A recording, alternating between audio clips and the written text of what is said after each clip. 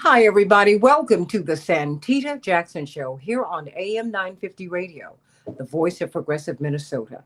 It's a joy to be with you today. I hope that you're having a great one. Hope you're having a great one, even with all of the tumult, with all of the challenges that we're facing. I just want you to know that the sun is always shining somewhere. So please keep your heads up, everybody. We're going to get through this together. We've been through much worse, and you know what? We're designed to take it all. My grandma Helen used to put it this way: if you can't take it, you can't make it. Of course, she's my father's mother, bless her heart. You know, we like to put things in a lyrical way. So, everybody, keep your heads up and let's keep on talking. You know, Gaza has really, it's really shaken the world. If you go throughout South Africa now, you see murals dedicated to the people of Gaza. You hear Free Palestine being shouted through the streets of the United States. Who would have thought we'd be here?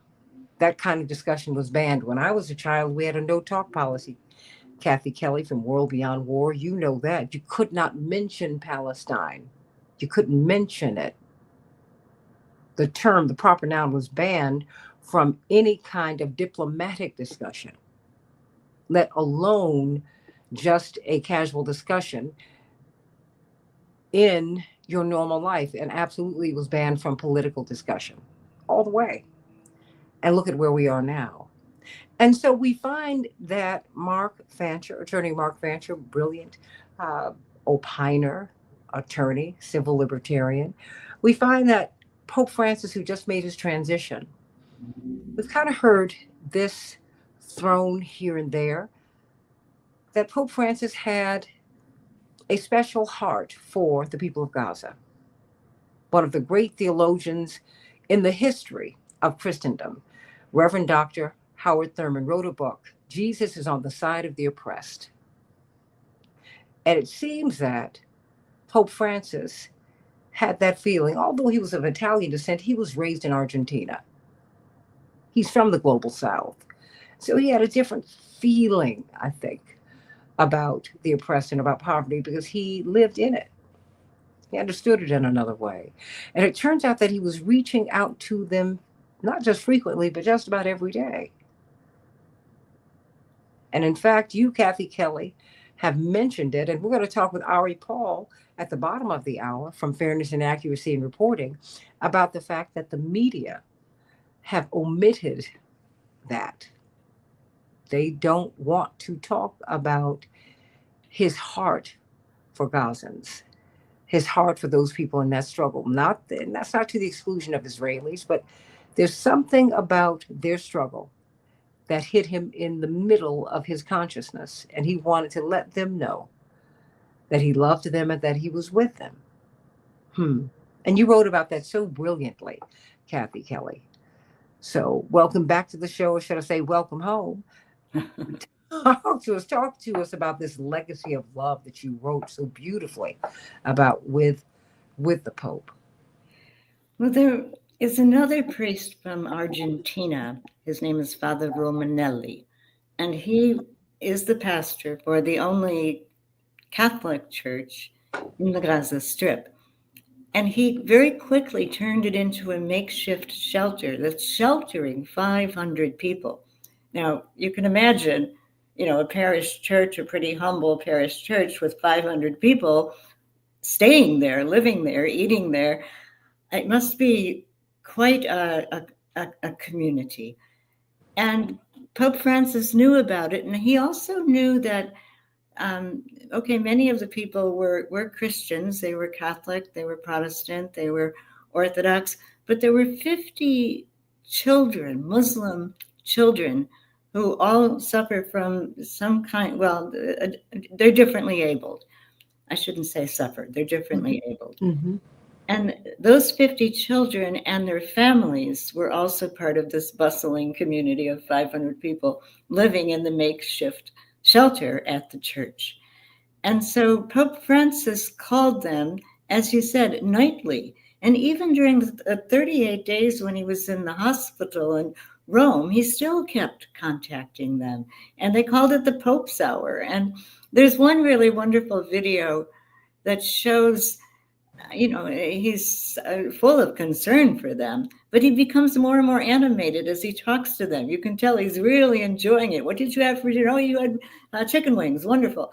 And wants to know how the different kids are doing. And so I think that what that says about care and relationship is so, so, so important. And then posthumously published the day after he died was an article that he wrote, and well, your dad could have co-authored that article. Really, he talked about how military triumphs aren't really triumphs; they don't last very long. If you really want to have peace, you've got to do the hard work of peacemaking, and that takes a lot more courage than launching wars, and particularly now with the drone technology. And he also said that we'll be judged, and I don't know who the judge would be, to be honest, but the Pope said, we'll be judged not by how many people we defeated, but by how many people we saved. And he really called on people to look for that true peace that doesn't seek revenge and that is inspired by forgiveness. And that's quite a challenge given the context of what we're seeing, just this utter desecration of an area, the killing of so many innocent people, children buried under rubble, children burnt alive, the journalists who've been killed, the healthcare delivery people who've been killed, the doctors still being tortured. It goes on and on. So what responsibility do we as onlookers have? And of course, I'm speaking from the country that has provisioned Israel with just this obscene capacity to engage in a massive killing spree. And the Pope condemned it. He condemned all wars. He condemned all military arsenals. He said there's no such thing as a just war. Well, what do you think? What inspired his thinking? What framed it? And because that was something, that story really stayed under the radar. I wish that it hadn't, but maybe, I mean, not maybe. I wish it hadn't. I wish people knew much, much, much more about it. So I think the Pope was quite skilled at gesture. Mm-hmm. I think, Santita, you and I might have talked about this, that he had two Sudanese leaders of warring parties come to the Vatican. He kind of sponsored a retreat for them, trying to get them to talk with each other and see if they could sort out the differences. And at the end of it, he went over to where they were meeting. And, he's an old man, and it's not easy for him to go down and get back up again. But he went down on his knees and he kissed the shoes of each of those warring party leaders. And then, they were trying to help him up and make sure that he'd be okay. But I thought that was an important gesture. And I think I just also want to mention that I guess he told his doctor who came to visit him the night before he died, I did go to the prison, but I wasn't able to wash their feet. I'm sorry I wasn't able to do that. So when he was, an unknown, he was an archbishop, but I'm sure we had no idea who or where he was in Buenos Aires. He was often at the soup kitchen cutting up the vegetables. He was often to be found in the poorer areas of Buenos Aires. And of course, the church that he said that he wanted to be buried in is in the poorer area. I mean, not devastated, or it's not like the poverty that, you'd see in places like Haiti or in Gaza now, where people are facing famine. But it's not a well-off area. And I think that sensitivity to income inequality actually intersected with what he believed about war, because he said the war profiteers make a lot of money off of sending the weapons and selling the weapons and trying out the weapons, displaying the weapons. And, it exacerbates and prolongs the wars. And, when you think about how little risk there is for a drone operator sitting in a, air-conditioned trailer maybe to press the button, but launch projectiles and drop bombs. Mhm.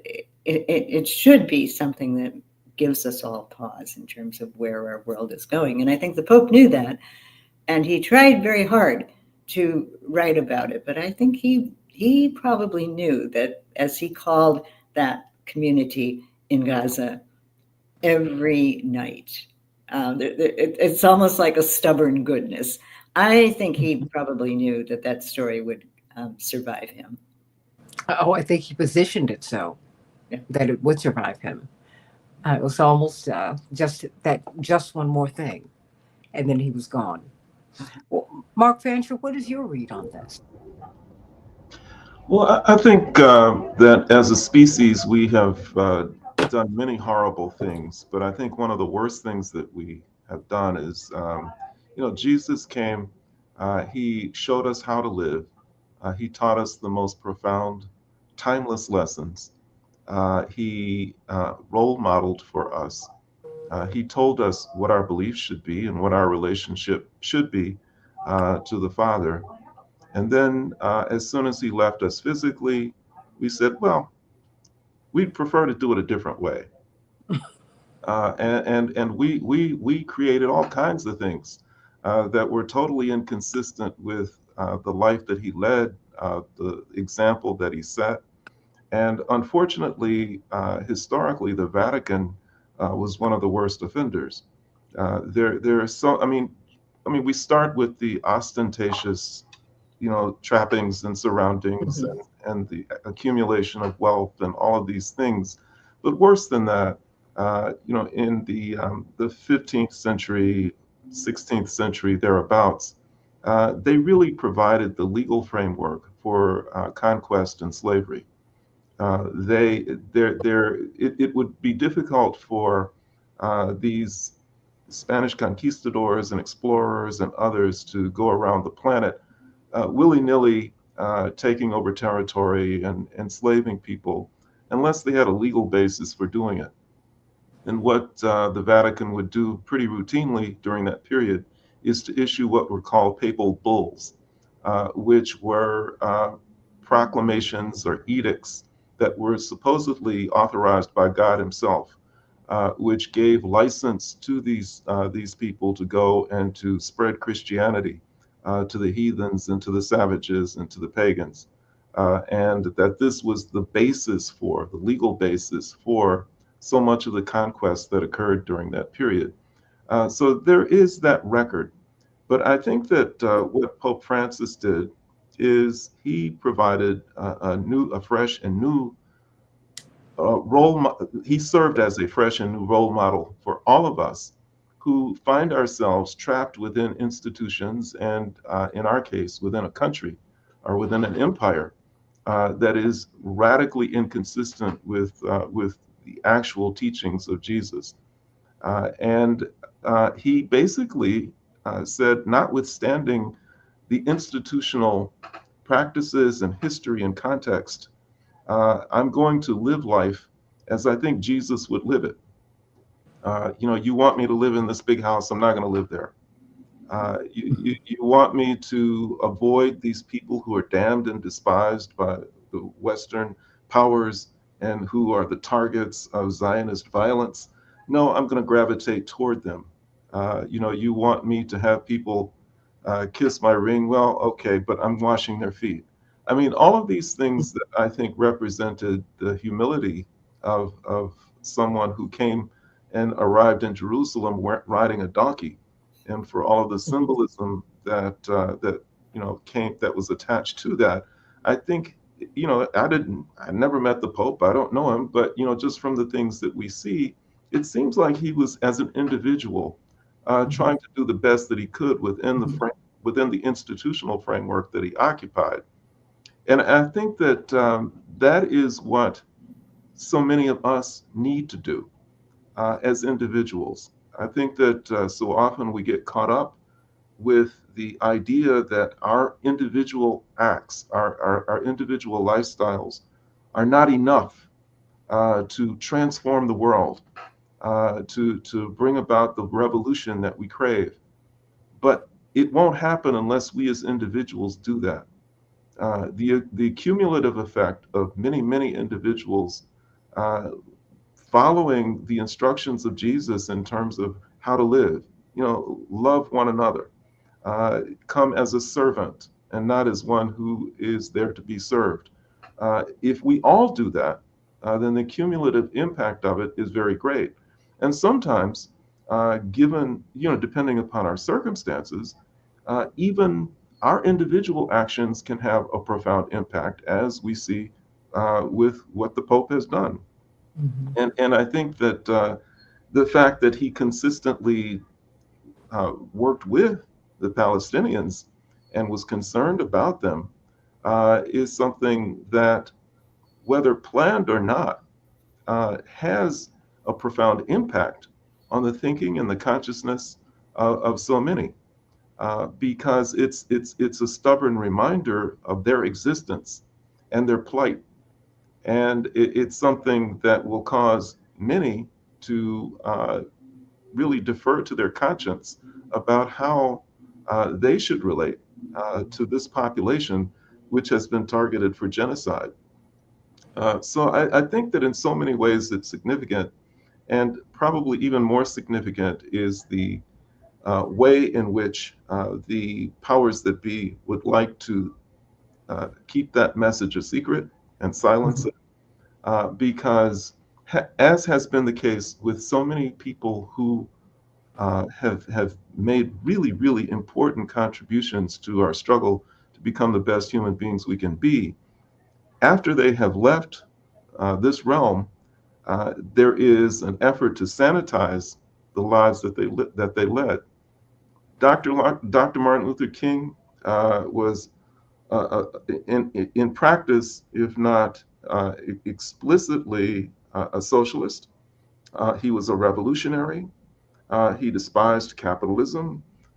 He despised white supremacy. And he was for total transformation of this society and this country.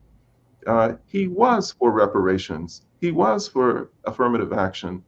And the slogan that has been trotted out about judging them by the content of their character rather than by the color of their skin has been opportunistically used to defeat many of the things that he was very much in favor of.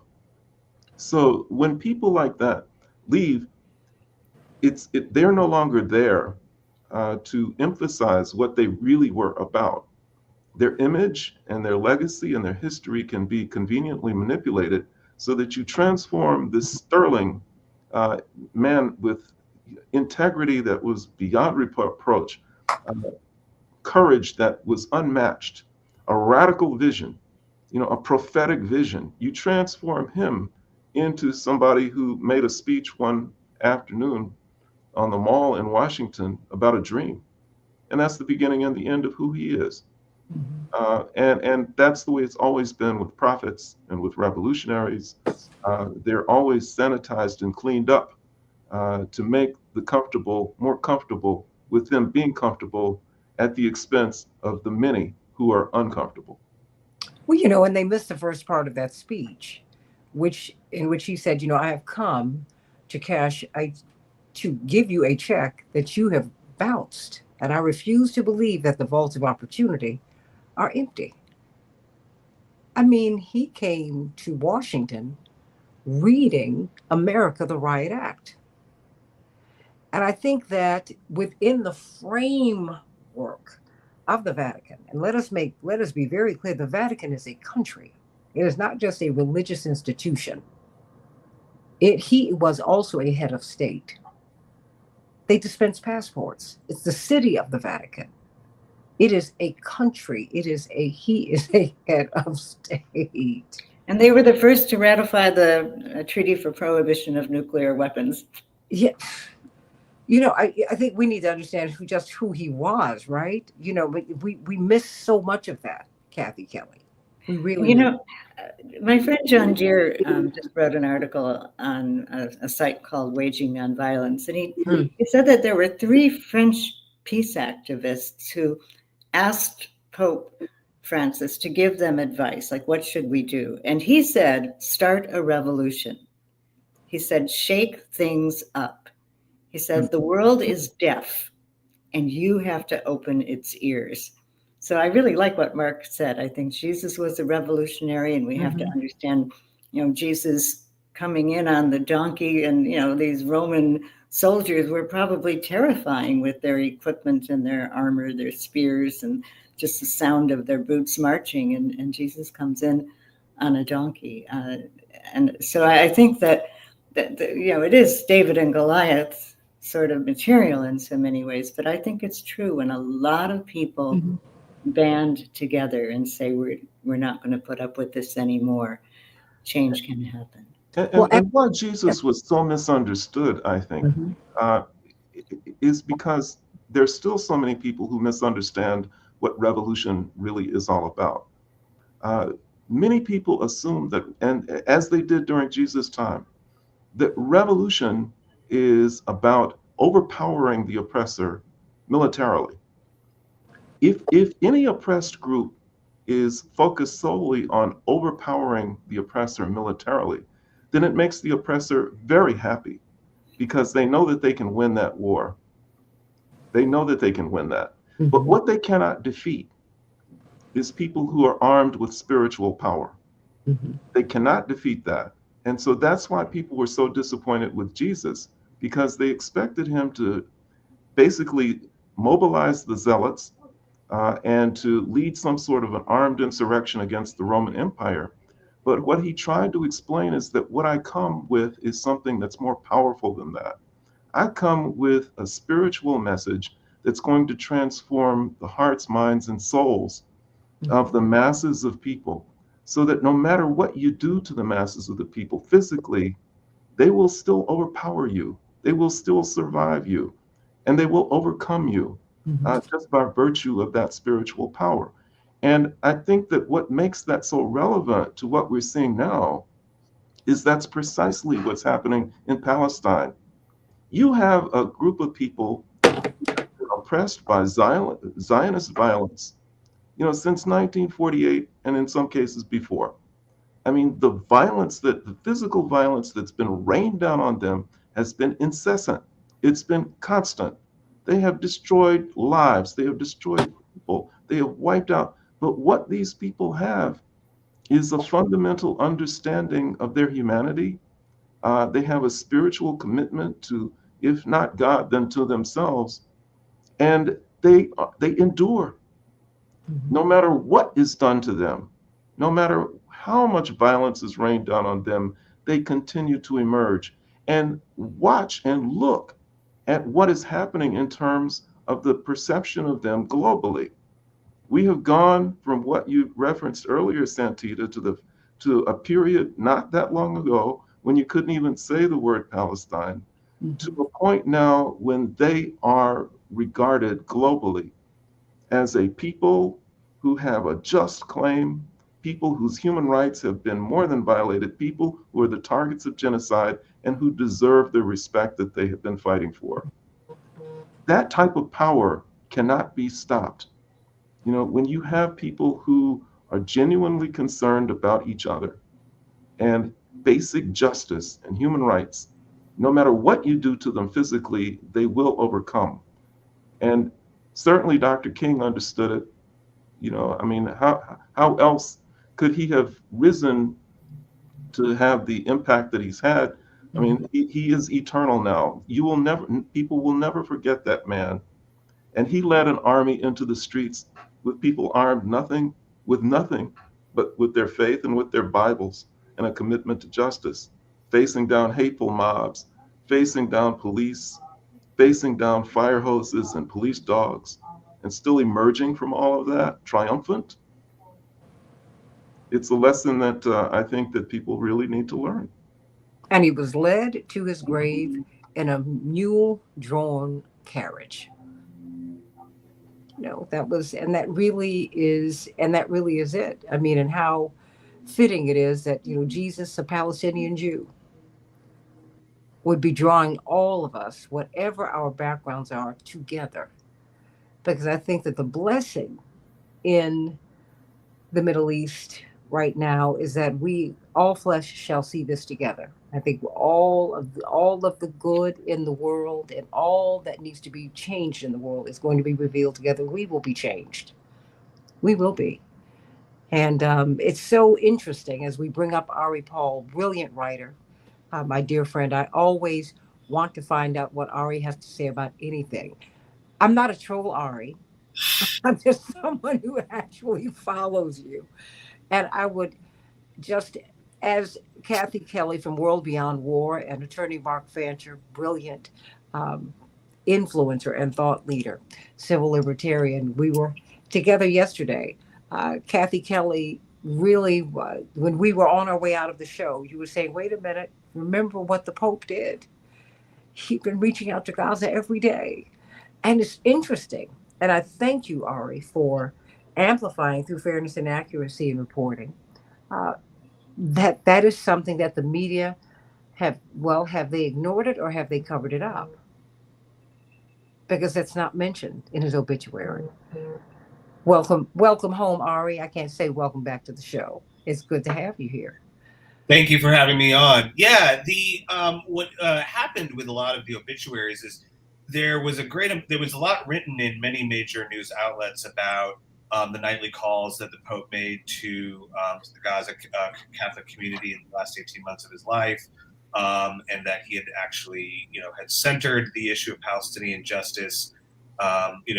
During his career, the Vatican recognized the state of Palestine, I believe it was in 2015 under his reign. So it's a big, big part of his career, and there were many articles written about it, sort of sidebar articles. But most major newspapers, the New York Times, the Wall Street Journal, Washington Post, and of course, the wire service, the Associated Press, wrote very, very long obituaries that covered both his life and his reign as Pope, and in particular his Jesuit background, commitment to social justice, commitment to the poor, but they didn't mention this aspect of his career, his commitment to Palestinian rights, especially at the very end of his life.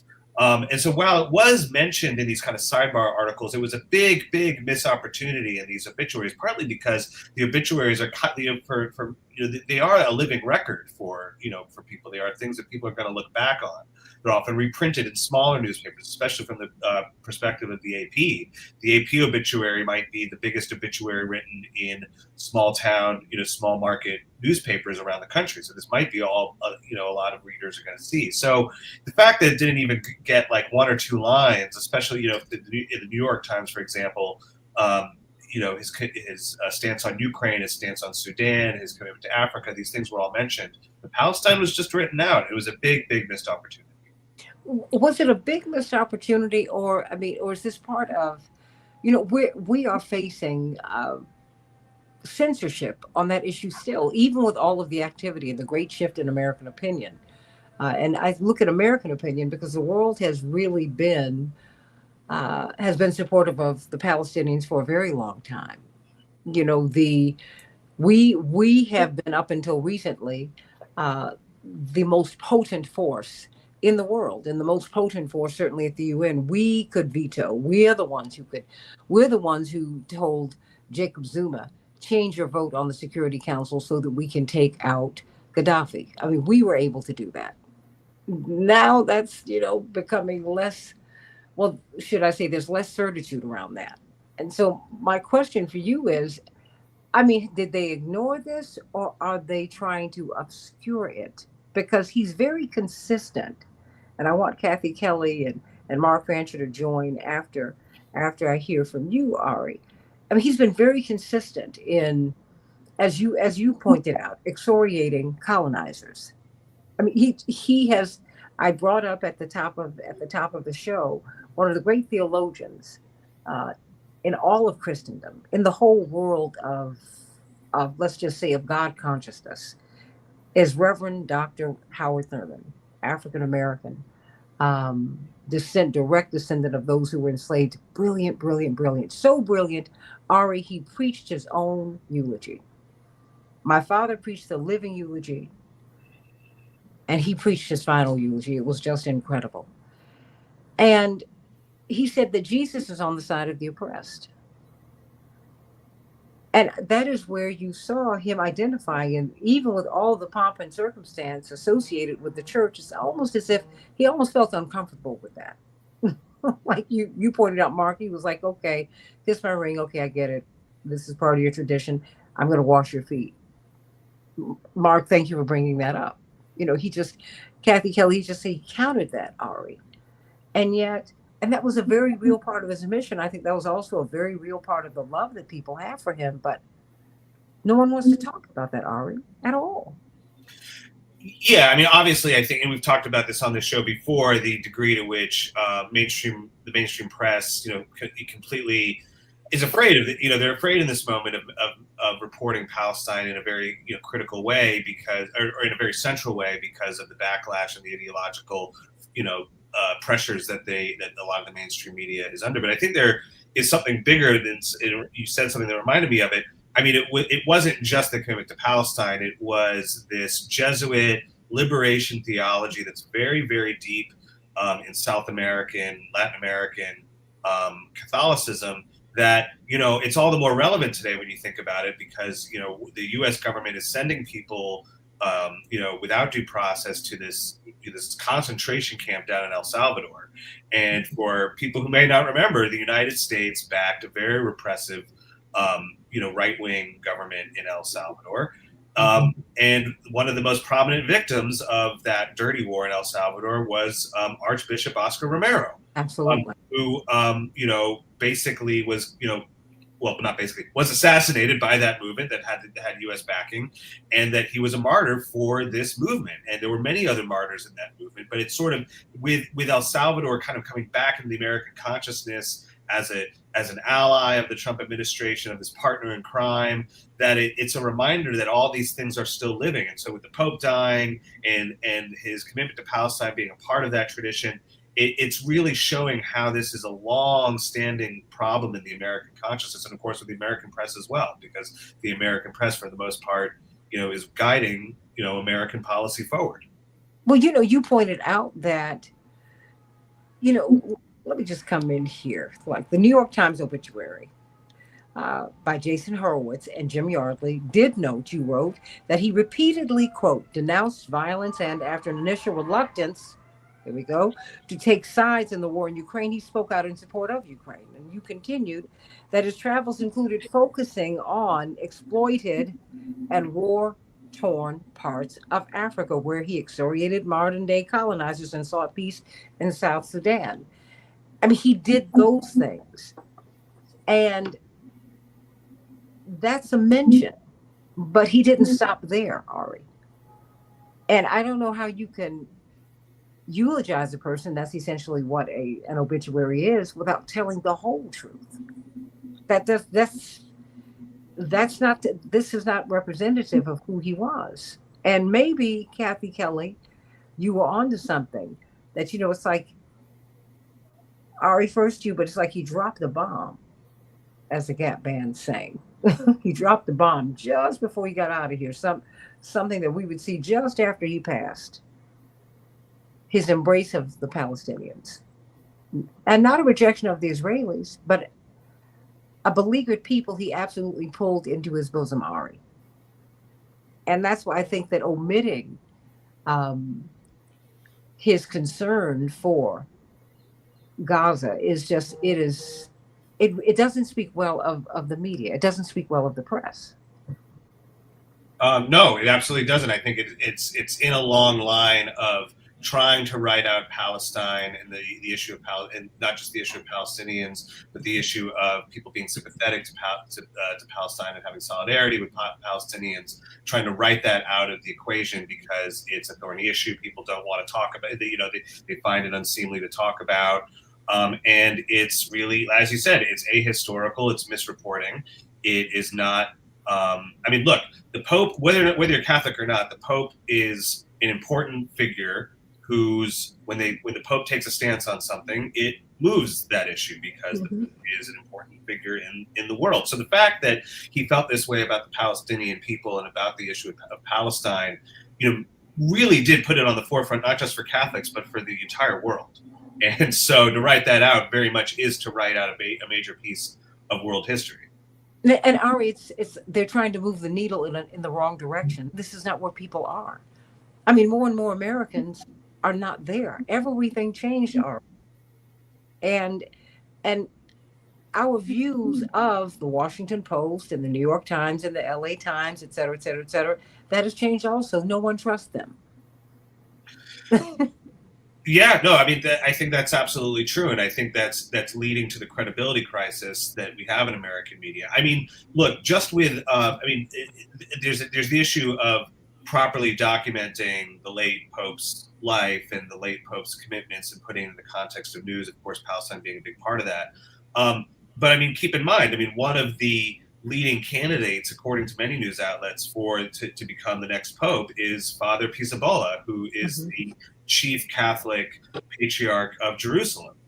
So he is a religious leader for many Christian Palestinians in Jerusalem, and has had to be, a figure who stands between the Israeli state, the Palestinians, and of course the other Christian, leaders in Jerusalem.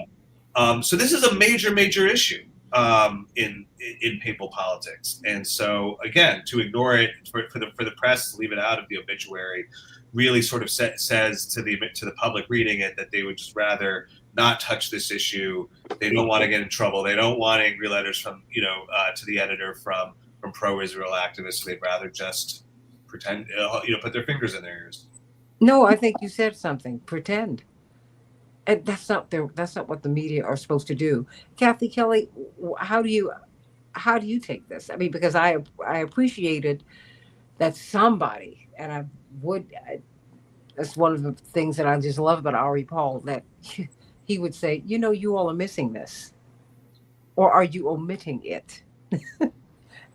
And I just look. I'm not in your position, Ari. To me, this is an omission.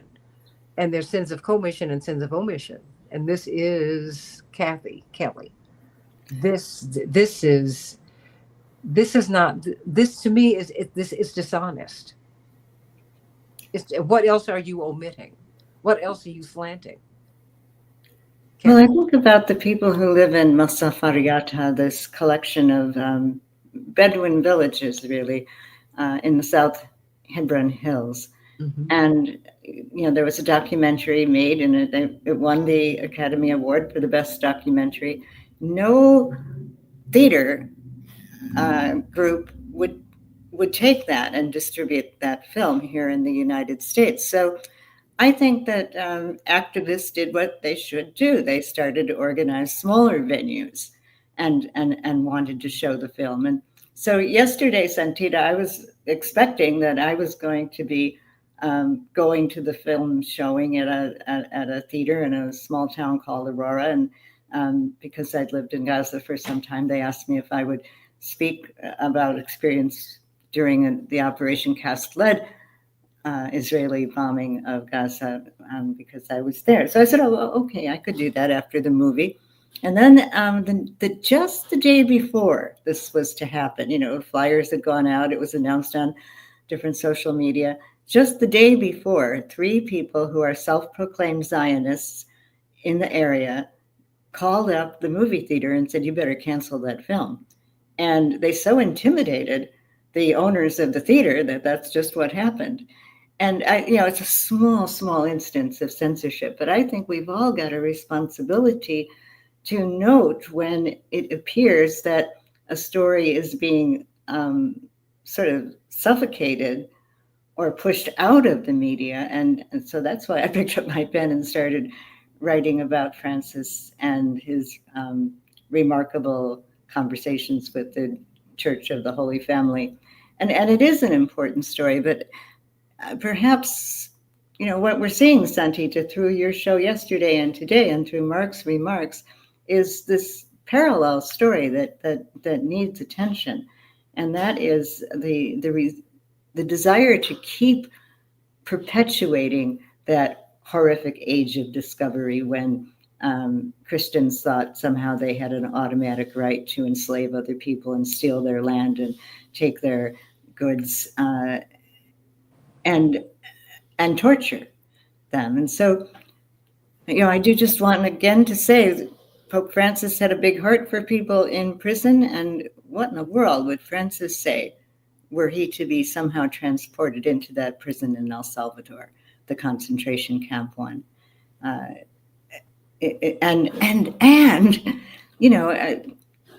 I spent 3 months in prison for stepping across a line and kneeling down and praying at the United States Army School of the Americas that assiduously trained people who, after they graduated from that school, were convicted of some of the worst kinds of war crimes and criminal abuses, disappearances, tortures, murders, assassinations, death squads. And well, what happened to all those people trained at the Army School of the Americas? What did they know how to do? Not how to follow Jesus of Nazareth. They knew how to kill people. And one of those people killed Archbishop Romero. Now, Francis had the good sense to make Archbishop Romero a saint. I'm sure he pushed that canonization along. And that's one way to help preserve the memory of somebody. But, Romero was at the altar holding up the host, and that's when he was assassinated. Mm-hmm. But it was the poor of El Salvador, the people that were the most abused economically, who had Romero's heart, and they converted him. Absolutely. I mean, Mark, your thoughts?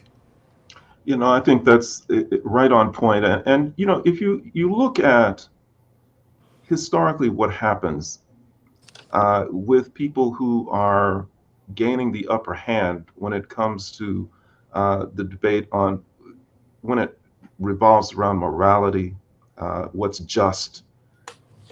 It's always the case that those who are oppressive, those who are engaged in the most evil of conduct, will tolerate them up until the point when they perceive that they're losing. And when they perceive that they're losing, then that's when they panic and they strike out with violence. They were willing to allow Jesus to continue preaching and healing and doing all of the things that he was doing until they perceived that they were losing. And that's when he had to be killed. They were fine with Dr. King continuing to march and protest and do all of the things that he was doing until they perceived that he was getting the upper hand, that they were losing. And then he had to be killed. And I think that's what you're seeing with respect to Palestine now. The cause of the Palestinians is one which has continued to resonate in so many places and in so many circles where there are people of goodwill.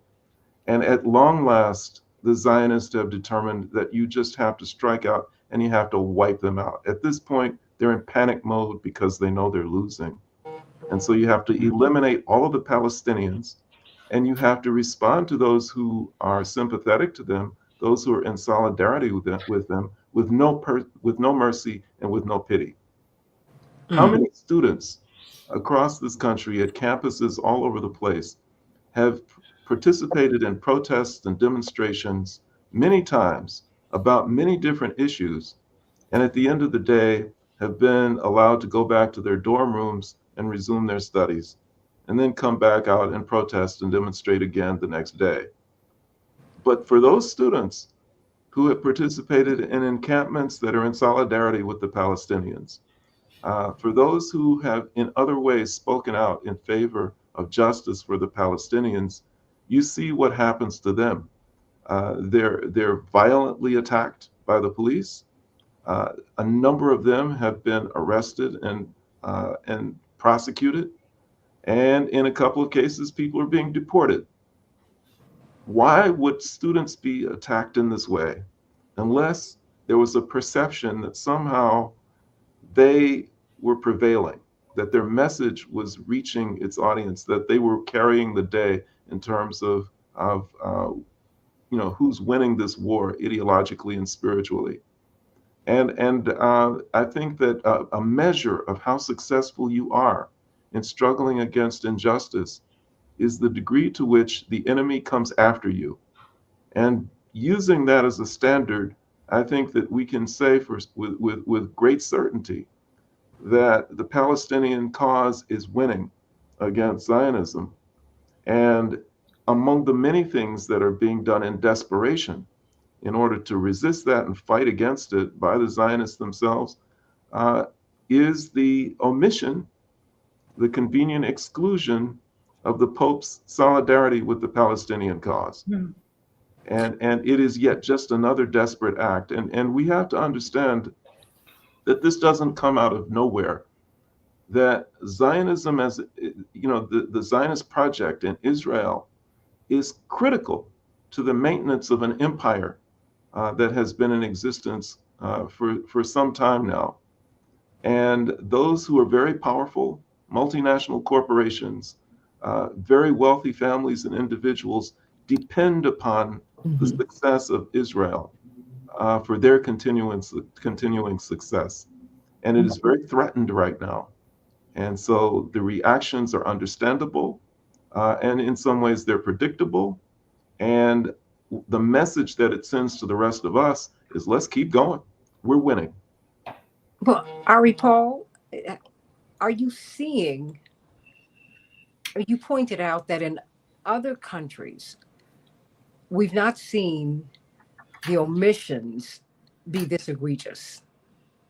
You know, there are at least mentions, or am I misreading that?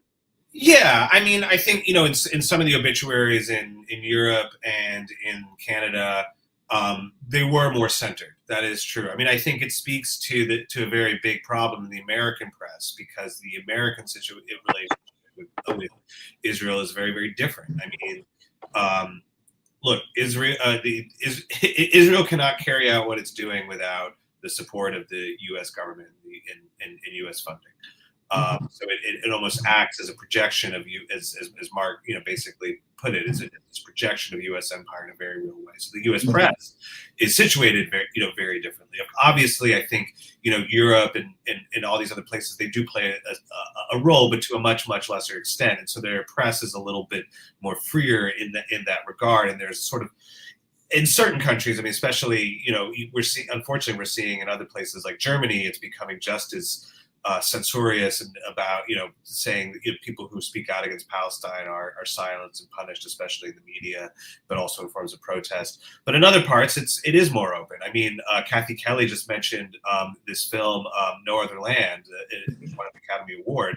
I happened to see it earlier this month at the International Journalism Festival in Perugia, Italy, so I had to go across the ocean to see it. But you know, one of the directors was there for Q&A, and it was a full house.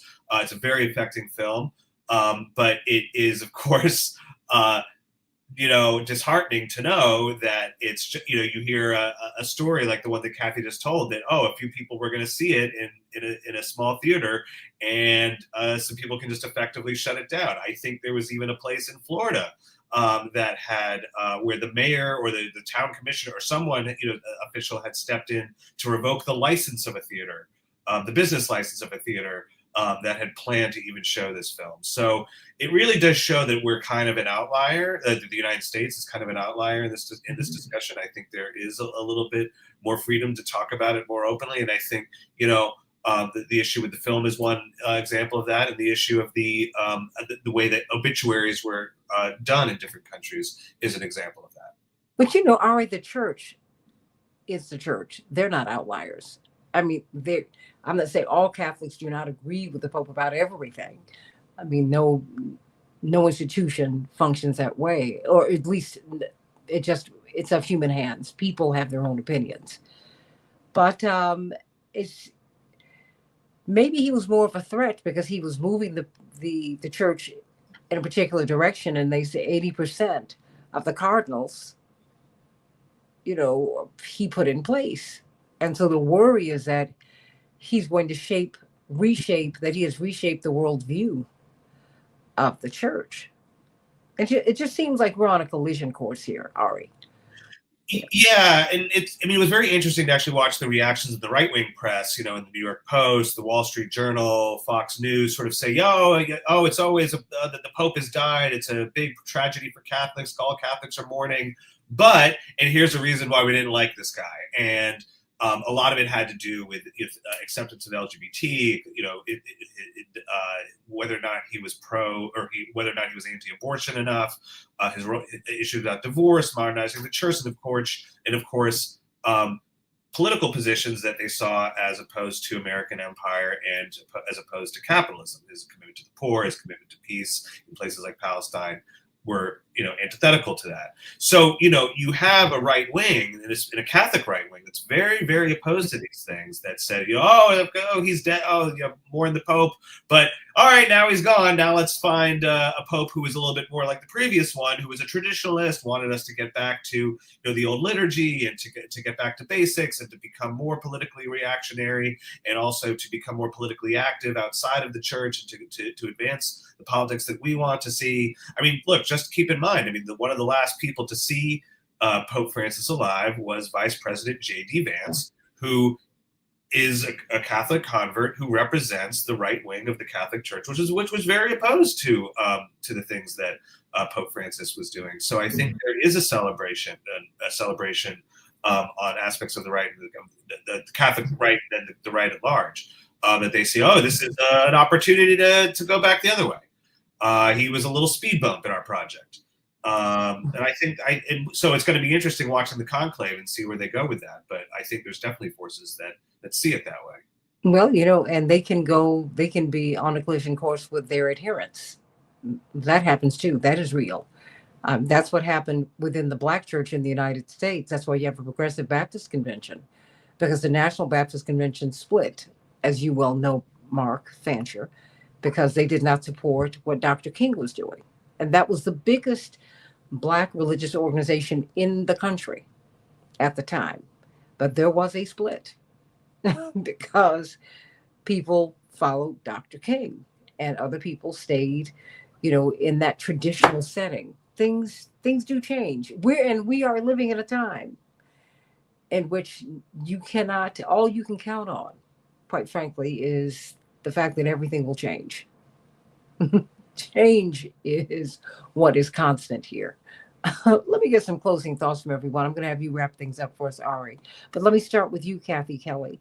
What is our takeaway today as we're watching this very interesting moment? We're watching this interesting moment with this Pope as we look at his legacy. We're looking at, after this mourning period, a new Pope. Where will they go with that? They say that they're going to go with someone who's a person of color, but we can always round up imperialism. So who knows what that's going to be? But while we are mourning and commemorating this man's life, what should our takeaway be? Oh, you're still muted. It's okay. It's all right. You're still muted, but it's okay. There we go. Okay, there you go. He kept at it. He, that persistence in calling that community every night. And sometimes if he was really worried about them, he'd call them 5 times a day. I think the relational example is something all of us can take on board. And Phil Berrigan was a prophet, railed against the nuclear weapons, and he used to tell people, don't get tired, don't give up. So I think that's part of the takeaway, to keep at it. Amen. Attorney Mark Fancher. No, I'll follow up with and agree with that wholeheartedly, and to say that let's just take Jesus' advice that, let's just keep doing what we have to do as individuals. And when they come after us, when they try and erase us and silence us, attack us, whatever it may be, let's celebrate that, because it means that that we're doing what we're supposed to do. The last thing that I'll say is that there must be people lined up around the block trying to date Ari, because when he goes to the movies and takes you to the movies, he doesn't just go to the Cineplex. He goes all the way to Italy. Pretty good deal. He's taken, but I hear you. I mean, you had to go to Italy to see it, okay?